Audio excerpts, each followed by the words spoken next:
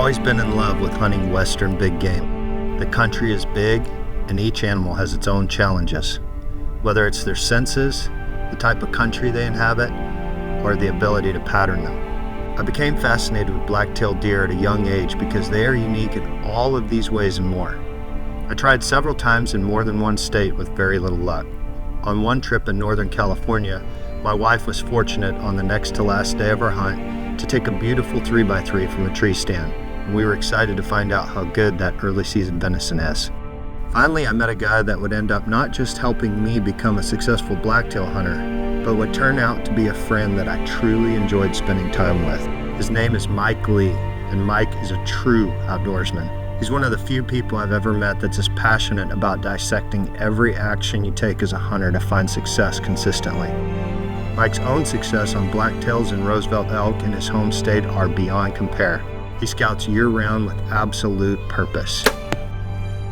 His end game is success. I share this mindset.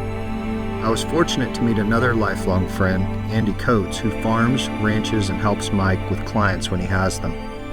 Andy and Mike spend a big part of the season chasing blacktails, mule deer, and elk in various states of the Northwest.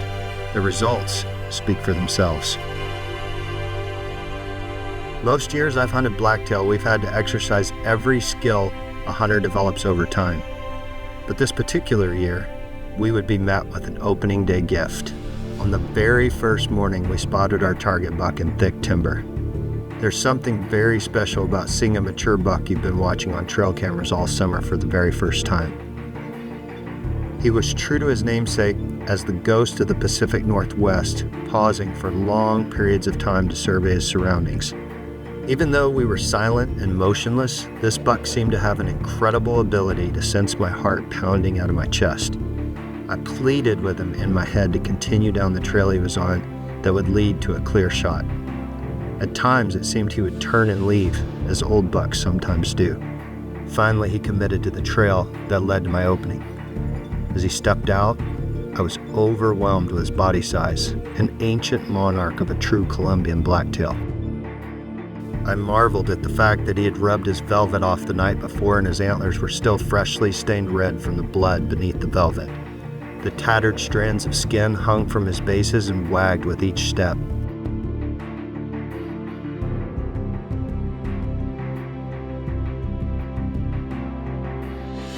I began my internal talking through my shot sequence and took careful aim.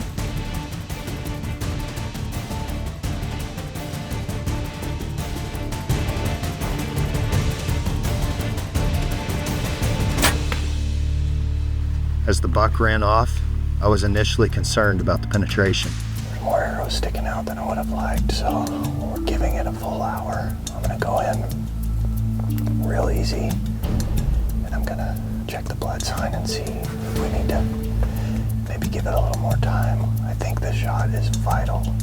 He moved his leg and it caught the bottom of the shoulder blade, so not ideal, but it's just gonna depend on how much penetration we get, as we got one or two lungs, so it's right there in the vitals, but it's dicey. Cautiously optimistic right now. I'm having a major adrenaline dump. I'm ready to go look, but that's game of inches right there, archery. But I think we'll have a dead deer. I can't wait to go look.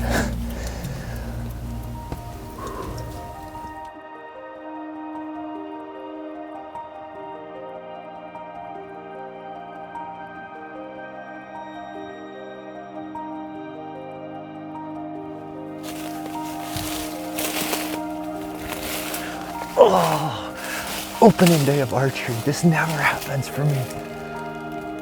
Oh, thank you, Lord.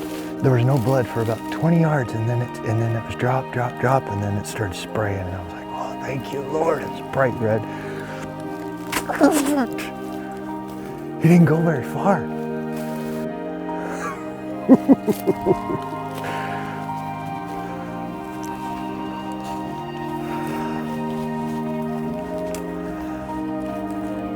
That is a freaking stud of a blacktail. Oh my God. He's gigantic. Look at the size of his body.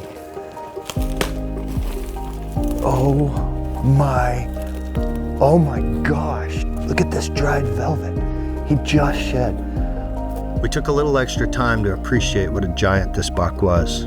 There were no words good enough to describe the respect I have for every animal I hunt. This one was certainly no exception. I felt a sense of gratitude for the incredible first day of luck, the venison my family values so deeply, and the ability to experience it all with such great friends that I admire so much. I look forward to the next time I get to share the wildlands with these men.